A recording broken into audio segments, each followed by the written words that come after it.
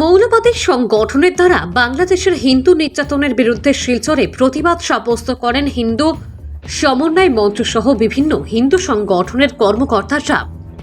শুক্রবার শিলচর ক্ষুদিরাম মূর্তির পাদদেশে হিন্দু সমন্বয় মঞ্চের আহ্বানে শহরের বিভিন্ন স্থান থেকে 5টি প্রতিবাদী মিছিল বের হয়ে একত্রিতভাবে শহীদ ক্ষুদিরাম মূর্তির পাদদেশে এসে প্রতিবাদ সাব্যস্ত করেন। বক্তব্য রাখতে গিয়ে প্রতিবাদকারীরা বলেন, বাংলাদেশে যেভাবে হিন্দুদের নির্যাতন করা হচ্ছে এবং বরাকেও দিন দিন যেভাবে লাভ জিহাদ, ল্যান্ড জিহাদের ঘটনা সহ বিভিন্ন মঠ মন্দিরে আক্রমণ করা হচ্ছে তা দেখে বসে থাকা যায় না।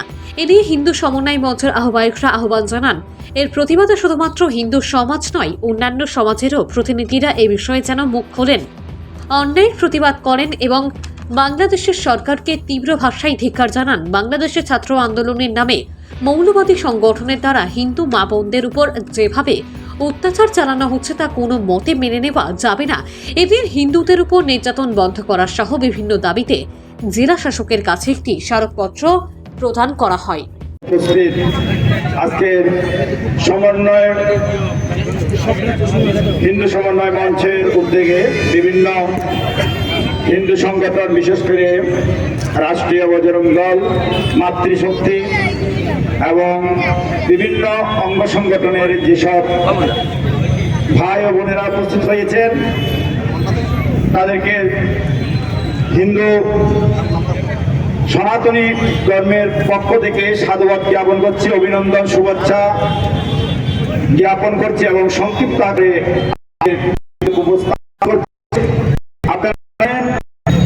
বাংলাদেশে বিশেষ করে কিছুদিন পূর্বে যে আন্দোলনকে কেন্দ্র করে বিভিন্ন উগ্রবাদী ছাত্র নামধারী তারা সরকারের পতনের মধ্য দিয়ে এমন এক চক্রান্তে পরিশেষে হিন্দুদের উপর অত্যাচার নির্যাতন শুরু করেছে। এরা আর কেউ নেই, এরা কোনো ছাত্র নয়, ছাত্র নামধারী একটা জামাত সংগঠন উগ্রবাদী। তাদের উদ্দেশ্য আমরা দেখতে পাই, দুর্গা পূজা আসুক, কালী পূজা আসুক, সরকার পরিবর্তন হয়, তখনই শুধু হিন্দুদের উপর অত্যাচার, নির্যাতন, লুণ্ঠন শুরু করে দেয়। কি অপরাধ হিন্দুদের, কি অপরাধ ছিল? তারা সেই দেশের নাগরিক। বারবার হিন্দুদের উপর অত্যাচার আমরা কখনো সহ্য করব না। আমরা এর ধিক্কার জানাচ্ছি। বর্তমান যে সরকার, এই জামাতির সরকার, ডক্টর ইউনূস, তিনি সমন্বয়ের নাম ধারণ করে আজকে গুপ্ত হিন্দু হামলা চালাচ্ছে, হিন্দু নির্যাতন চালাচ্ছে, মা বোনদেরকে রাত্রের অন্ধকারে বিভিন্নভাবে হামলা চালাচ্ছে। এই হামলা আমরা দেখেছি। কেন এই হামলা হয় বারবার? এর একমাত্র কারণ আমরা হিন্দু সংগঠিত নয়। আমাদেরকে সংগঠিত হতে হবে। আজকে আমরা প্রতিবাদ জানাচ্ছি, এই যে হিন্দুদের উপর এরকম নির্মম অত্যাচার, লুণ্ঠন, দর্শন যাতে না হয়।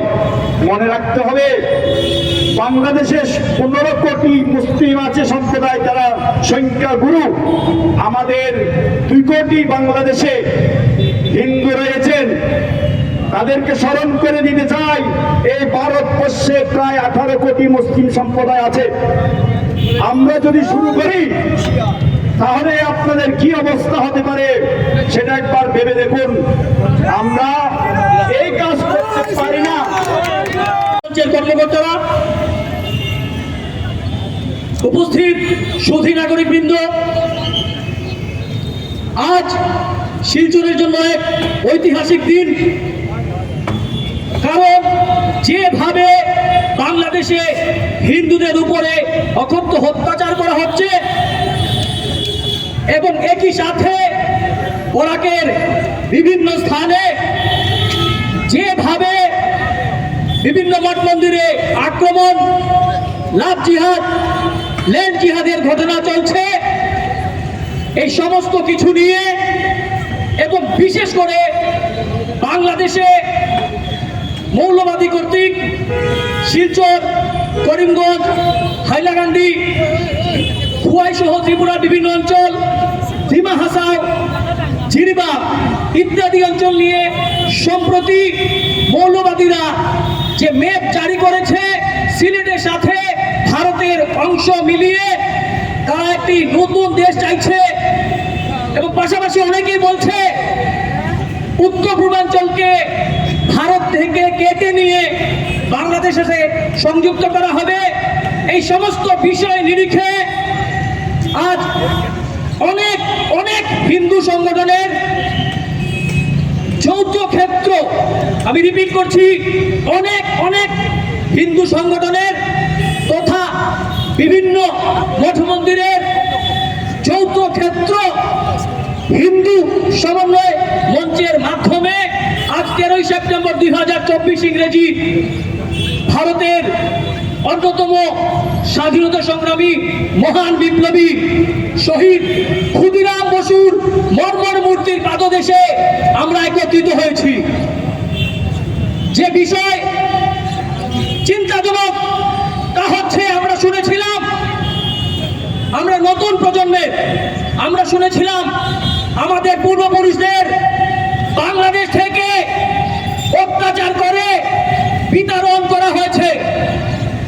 ভারত স্বাধীনতার পূর্বে অনেকেই বিতাড়িত হয়ে এসেছেন, আমার পূর্বপুরুষেরাও আছেন, অনেকেরই পূর্বপুরুষেরা আছেন ভারত স্বাধীনতার পূর্বে এবং পরে।